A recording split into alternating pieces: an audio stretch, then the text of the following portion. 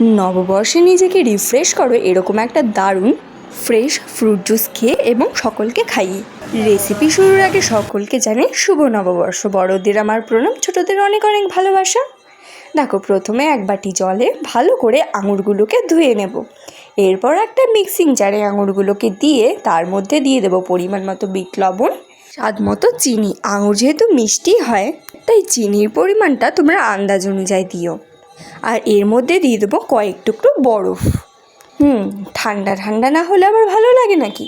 এবারের কাজটা তো আর বলতে হবে না, মিক্সিটা ঘুরিয়ে জুসটা বের করে নাও।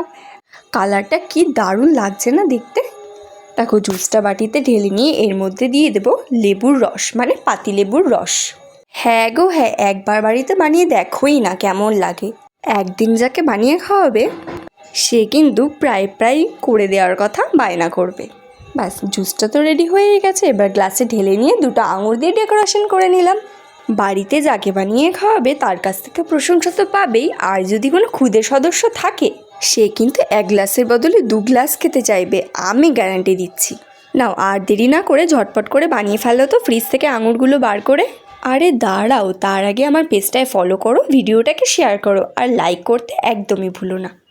আজকের মতো বাই বাই, দেখা হচ্ছে পরের কোনো ভিডিওতে।